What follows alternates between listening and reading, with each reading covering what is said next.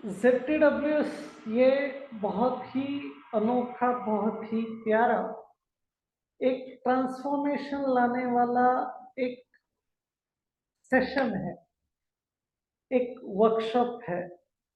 हर एक public speaker को ये ZTWS थ्रू पास ऑन होना पड़ता है, तब कहीं वो अपने नाम के आगे जोन ट्रेनर लिख सकता है।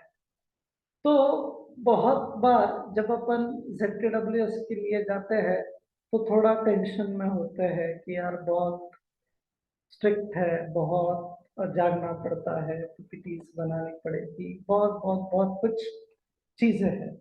तो आज थोड़ा सा उस पे मैं कुछ कहने का प्रयास करूंगा और आशा है कि आपका जो भी ZTWS के लिए आप जा रहे हो उसमें आप आउटस्टैंडिंग लेवल का परफॉर्मेंस करो, यही दिल से इच्छा है और इसी वजह से आज ये वीडियो शूट कर रहा हूँ। नाउ ट्रेनर क्या है? तो सबसे मेन थिंग, ट्रेनर जब आप बनोगे तो आपसे अपेक्षा क्या होगी कि you will B an influencer, यानी लोग आपको फॉलो करेंगे। आप जो एक्ट करोगे, आप जो बातें करोगे, आप जैसा पहनावा आपका रहेगा, आपकी जो बोलने की स्टाइल रहेगी, उसको लोग रेप्लिकेट करेंगे, उसको लोग देखेंगे, उसको लोग यानी अपने जीवन में ढालने का प्रयास करेंगे। तो ट्रेनर बनने के बाद जिम्मेदारी बहुत बहुत आपकी बढ़ जाती है, क्योंकि आप किसी के लाइफ में इन्फ्लुएंसर का रोल प्ले करोगे, किसी को मोटिवेट करोगे, किसी को कुछ करने के लिए प्रेरित करोगे, तो ये इन्फ्लुएंसर है ना। आप रोल मॉडल भी रहोगे। रोल मॉडल किसे कहते हैं कि यार जिसने कुछ हटके किया है, जो बोलते हैं ना कि यार किसके तरह बनना चाहते हैं, तो अपन कहते हैं अगर क्रिकेटर उसको बनना है तो बहुत से लोग सचिन तेंदुलकर, विराट कोहली, MS धोनी का नाम लेंगे। तो वैसे ही आप भी कुछ लोगों के दिलों में रोल मॉडल होंगे। लोग आपके स्टाइल को कॉपी करेंगे, आपके पीपीटी से कुछ सीखेंगे, तो you will be a role model. बहुत बार जब कुछ आपका अगर स्पेशल सब्जेक्ट है जिस पे आपका बहुत ज़्यादा कमांड है, तो आपको ही जगह जगह पे बुलाया जाएगा। अभी कुछ लोगों का कपल ट्रेनिंग के ऊपर बहुत ज़्यादा यानी ये होता है, कमांड होता है, किसी का लीडरशिप वगैरह पे होता है। तो हर एक का अलग अलग आइडेंटिटी हो सकता है, लेकिन मैं यानी मेन थिंग क्या है कि आप लोगों के लिए एक रोल मॉडल रहोगे। Next, catalyst. कैटलिस्ट एक ऐसा है कि यार जो लोगों तक अपनी बात एकदम आराम से पहुंचा देता है, एक catalyst. Speaks with an action, ये जो ट्रेनर है वो आपको हंसाता है, आपसे आइस ब्रेकिंग के थ्रू, ब्रेनस्टॉर्मिंग के थ्रू अपनी बात रखवाता है, आपको नचाता है। लेकिन ये करने के पीछे क्या रीजन है कि आप में ट्रांसफॉर्मेशन आ जाए, आप एक अलग पर्सनालिटी हो जाए, लोग आपको सक्सेसफुल ट्रेनर के रूप में जाने। तो वो अपने एक्शन से बहुत कुछ चीजें बताता है। और ट्रेनर हमेशा नई नई स्किल सीखता है, क्योंकि अगर वही ट्रेनिंग, वही मेथड्स, वही स्टोरीज अगर वो रिपीटेडली कहे तो लोग उसे फिर से नहीं बुलाएंगे, लोग उसकी ट्रेनिंग के लिए एक्साइटेड नहीं होंगे, क्योंकि वही बातें, वही पीपीटीज रहेगी। तो ट्रेनर अगर आपको बनना है तो हमेशा कुछ नया देने का प्रयास करना है, हमेशा अपडेट्स रखना है, हमेशा कुछ नया उसमें लाने का प्रयास करना है।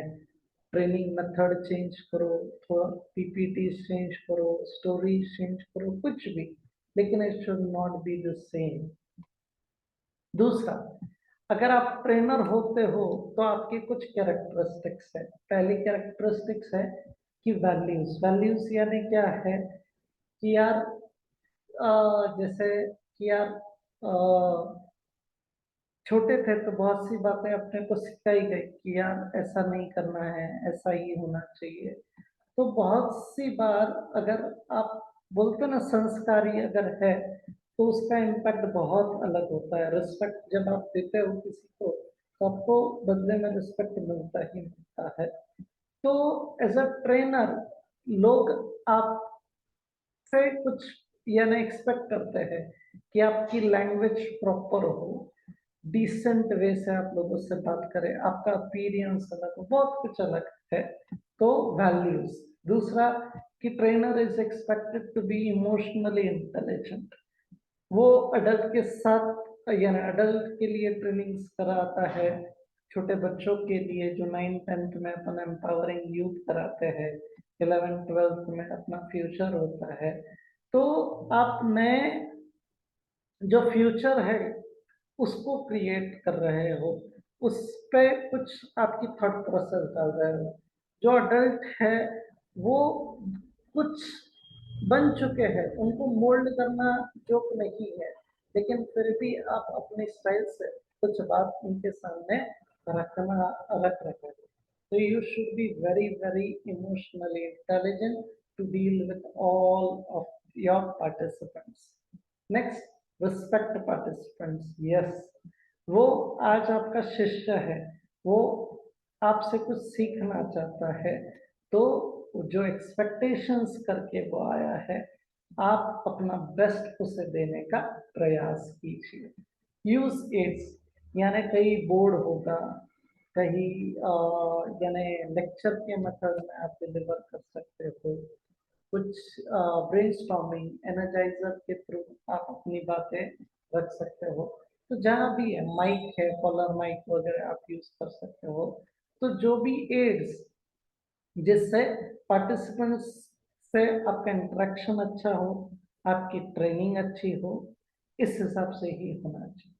नेक्स्ट, ईट जुडिशियसली यानी क्या, जब आप ट्रेनर हो तो पहला क्या होता है कि यार पार्टिसिपेंट्स को खाने देना, फिर कहीं आप बहुत कम टाइम में आपको खाना पड़ता है क्योंकि आपको सेशन डिलीवर करना है। तो थोड़ा सा खाने पे एक लिमिट आ जाता है। B original.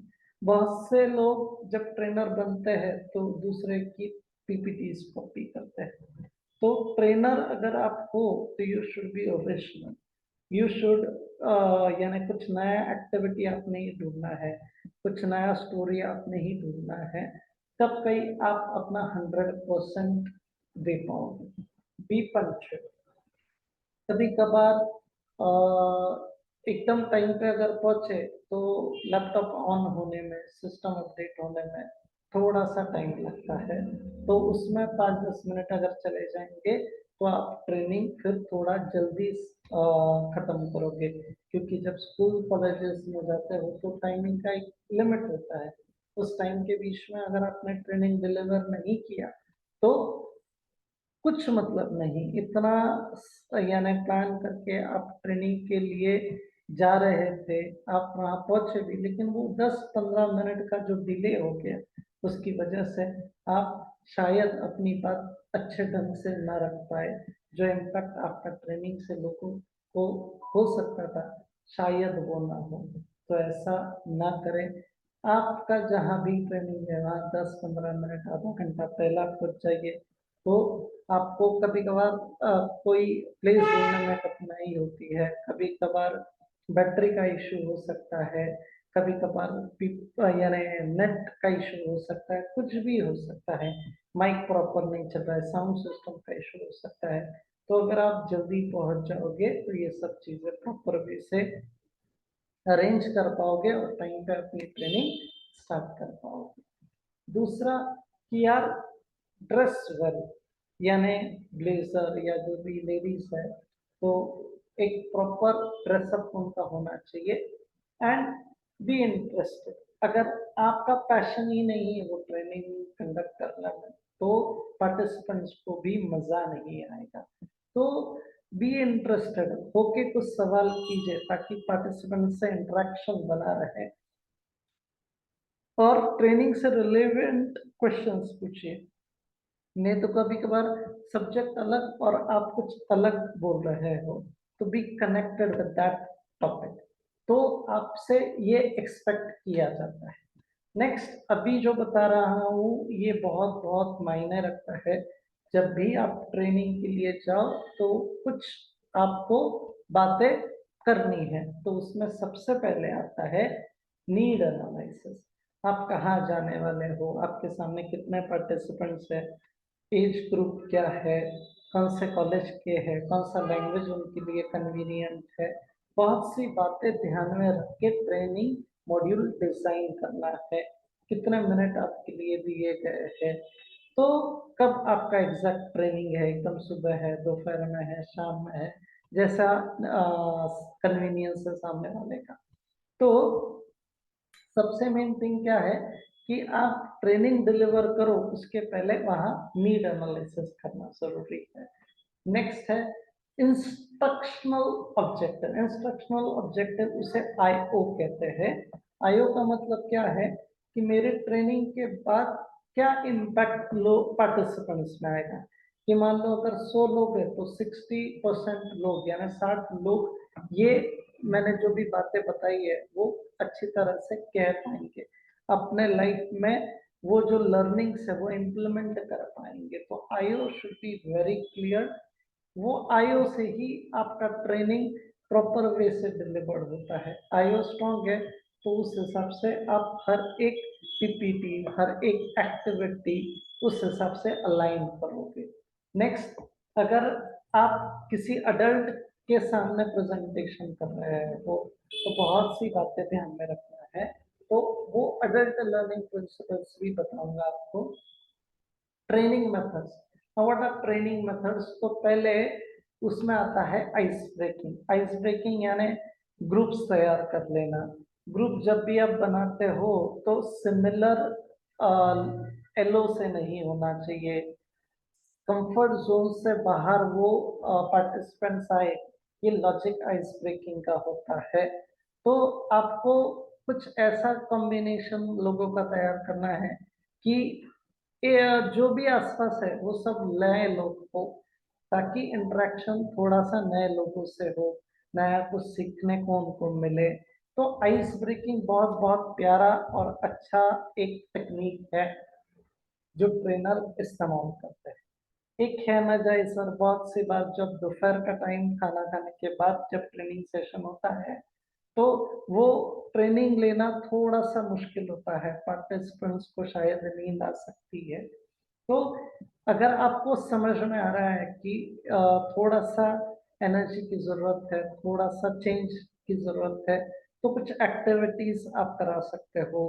टी ब्रेक्स भी अगर रेलेवेंट है तो आप दे सकते हो, जो भी है। लेकिन एनर्जाइजर एक ऐसा है कि इन केस आपको लगता है कि पार्टिसिपेंट्स थोड़े से डिस्ट्रैक्टेड हो रहे हैं खाना खाने की वजह से, शायद वो एनर्जी लेवल नहीं है, तो आप वो टेक्निक यूज कर सकते हो। ब्रेनस्टॉर्मिंग यानी पार्टिसिपेंट से क्वेश्चंस कराना, उनको बोलने के लिए लगाना, ताकि वो अगर इंटरेक्टिव हो जाए तो आपका ट्रेनिंग प्रॉपर वे से कैसे डिलीवर हो रहा है यानी आपको खुद को समझ में आ जाएगा। तो ब्रेनस्टॉर्मिंग बहुत अच्छा है। दूसरा केस स्टडी। केस स्टडी थोड़ा अलग है, कुछ आपको यानी स्पेसिफिक चीजें पे विचार करना है, तब कहीं आप कर सकते हो। तो ये इमीडिएट टेक्निक यूज मत करना, उसके लिए थोड़ी सी मास्टरी होना जरूरी। लेक्चर मेथड और ऑर्डिनरी अपन पीपीटीज बनाते हैं और कुछ बातें शेयर करते हैं, तो that is a lecture method. Role play आप कर सकते हो। बहुत सी बार ZTWS में चार चार पांच पांच लोगों के एक ग्रुप बनाए दिया जाता है। पांचों या छह पार्टिसिपेंट जो भी होंगे उनको एक टॉपिक दिया जाता है, और फिर उस टॉपिक के हिसाब से हर एक जन अपना एक किरदार, हर एक जन अपना डायलॉग डिसाइड करता है और वो ट्रेनिंग डिलीवर करता है। तो रोल प्ले एक बहुत अच्छा मेथड है जिससे हर एक जन अपना अपना एक अलग वे से अपनी बात रख पाता है। स्टोरी टेलिंग, इसमें अगर आप मास्टर हो गए तो लोग आपको सुनना के लिए आतुर रहेंगे। स्टोरी टेलिंग से आप बच्चों को बहुत जल्दी कनेक्ट कर सकते हो।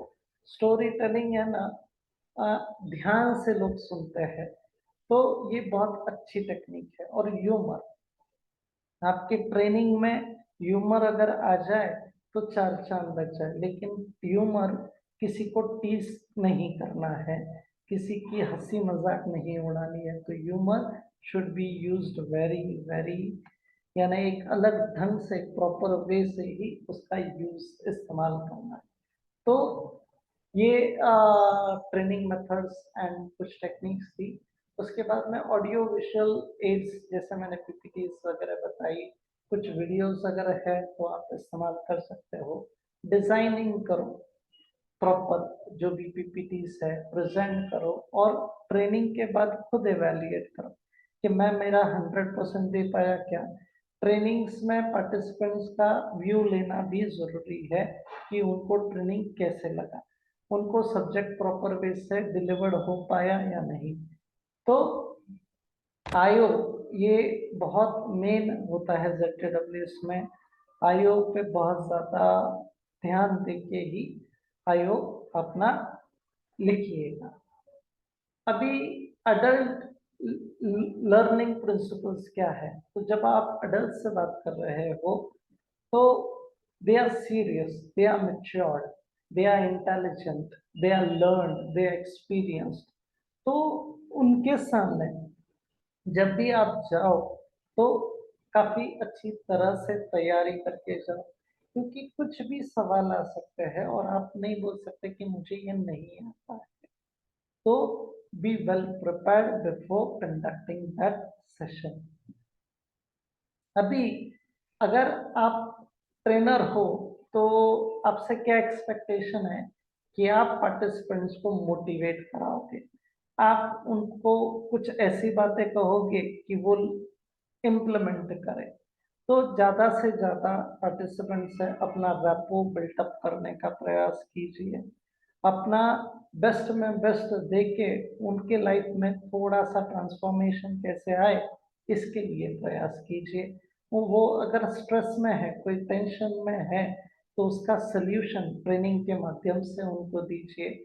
वो अगर लाइफ में कुछ चैलेंजेस फेस कर रहे हैं, जैसे team building, parenting, work life balance, ऐसे कुछ टॉपिक्स है जिसके माध्यम से उनका स्ट्रेस आप यानी कम कर सकते हो। फीडबैक्स लीजिए ताकि आपका ट्रेनिंग कैसे चल रहा है वो आपको समझेगा, और अगर चाहो तो फिर आगे चल के थोड़े से उसमें आप नेसेसरी चेंजेस कर पाओगे। और कभी भी ट्रेनिंग देते वक्त इंटरेस्ट होना चाहिए आपको भी और सामने वाले को। नहीं तो आप अपनी बात बता रहे हो लेकिन सामने वाले कोई भी आपको रिस्पॉन्ड नहीं कर रहे, इसका मतलब आप प्रॉपर अपना नहीं दे पा रहे हो, आपका प्रिपरेशन शायद कहीं वीक है। तो कुछ बातें वहां पे ध्यान में रखना है। नेक्स्ट है कि जब भी आप ट्रेनिंग्स देने जाओ तो स्पीच क्राफ्ट में भी बताया है और यहाँ फिर से मैं दोबारा बता रहा हूँ कि 5 W और 1 H पे आपका काम होना चाहिए, तब कई आप प्रॉपर वे से जो भी बातें उस ट्रेनिंग के लिए जरूरी है वो आप दे पाओगे। 5 W क्या है? What, why, who, where, when, और 1 H यानी हाउ। तो ट्रेनिंग का पर्पस क्या है, कहाँ पे ट्रेनिंग कंडक्ट कर रहे हो, किसके सामने कर रहे हो, कितनी देर के लिए कंडक्ट कर रहे हो, what is the purpose of your training, बहुत सी बातें ये 5 W और 1 H आपके लिए सॉल्व करवा देगा। तो ask these questions to yourself, then you will get a better answer. Voice modulation आपके ट्रेनिंग्स में दिखना चाहिए, मोनोटोनस लैंग्वेज नहीं होनी चाहिए। वॉइस में कहाँ पिच देना है, कहाँ लो रहना है, ये आपको स्पीच क्राफ्ट में बताया गया। स्पीकिंग स्किल्स, ये भी बहुत बहुत मायने रखता है कि कैसे आप बात कर रहे हो। आपका हर एक पार्टिसिपेंट से आई कांटेक्ट बहुत अच्छे लेवल पे होना चाहिए। ऐसा नहीं कि सिर्फ एक को ही घूर के रख देखना है, आई कांटेक्ट प्रॉपर होना चाहिए। थोड़ा सा आप पार्टिसिपेंट्स में मूव ऑन कर सकते हो अगर नीड वैसी है तो। और माइक्रोफोन यूज कीजिए ताकि आवाज आपका लास्ट पार्टिसिपेंट तक पहुंचे। कन्वर्सेशन सिंपल रखिए, थोड़ा सा अगर बहुत ही हैवी वर्ड यूज किया तो शायद बाउंसर जाएगा, तो इसीलिए आपका कन्वर्सेशन एकदम सिंपल रखिए। और जब भी आप ट्रेनिंग स्टार्ट करो ना, तो शायद कुछ रूल्स जो भी है वो आप यानी बोल सकते हो, जैसे कि यार मोबाइल स्विच ऑन होना चाहिए या फिर साइलेंट मोड पे होना चाहिए या फिर डिस्टरबेंस नहीं है, जो भी है, लेकिन कुछ ग्राउंड रूल्स सेट कर दो ताकि आप प्रॉपर वे से आपकी ट्रेनिंग कंडक्ट कर पाओगे। अब ट्रेनिंग मेथड में एक बस ग्रुप डिस्कशन लीडिंग वगैरह भी आता है। इस ये over a period of practice आप उसमें माहिर हो जाओगे। अब जब भी आप ट्रेनिंग डिलीवर कर लोगे, तब थोड़ा सा एवेल्युएट कीजिए। आपको जो फीडबैक फॉर्म्स आएंगे उसे आप पढ़िए, तब आपको समझ में आ जाएगा कि यार मैंने वो ट्रेनिंग कैसे दी। आपको फीडबैक से आप ज़्यादा मोटिवेट हो जाओगे। शायद कुछ लोग खुल के आपकी कमियां आप बताएंगे तो फिर आप उसको सुधारेंगे। तो ये बहुत अच्छा एक तरीका है कि फीडबैक से आप कुछ सीखोगे। हो सकता है कुछ नई एक्टिविटीज आप डिजाइन करो। एक है कि जब भी आप ट्रेनर हो जाओगे तो खुद को अपग्रेड करने के लिए कोई वर्कशॉप अटेंड करना है, कोई सर्टिफिकेशन प्रोग्राम ट्रेनर्स का होता है, तो वो अटेंड करके आपकी स्किल को इम्प्रूव करना है। नई नई जो भी टेक्निक्स आती है टेक्नोलॉजी की, वो सीखनी है ताकि उस वो टेक्निक्स आप यूज करो। अभी फॉर एग्जांपल जूम प्लेटफॉर्म कैसे यूज करना है, या फिर वहाँ पे फेसबुक फीड के थ्रू भी आप रूम मीटिंग वगैरह होती है, वैसे आप कैसे कंडक्ट कर सकते हो। तो थोड़ा सा जैसे जैसे टेक्नोलॉजी अपडेट हो रही है वैसे भी खुद को अपग्रेड कीजिए। फिर आप कोई ट्रेनिंग एसोसिएशन से ज्वाइन हो सकते हो, वहाँ पे कुछ ट्रेनिंग्स आप दे सकते हो। जो भी वहाँ ट्रेनर्स आते हैं उससे कुछ लर्निंग्स ले सकते हो। और जब आपको ट्रेनिंग देना है तो थोड़ा सा पढ़ना पड़ेगा, कुछ बुक्स रेफर करने पड़ेंगे, कुछ स्टोरीज आपको नए वे से देखनी पड़ेगी जैसे आपका टॉपिक रहेगा। तो आपका ZTWS बहुत ही प्यारा रहे आपके लाइफ में, उसका बहुत ही अलग इम्पैक्ट हो, इसी मनोकामना के साथ thank you, all the best and rock in ZTWS and be an outstanding participant. Thank you so much.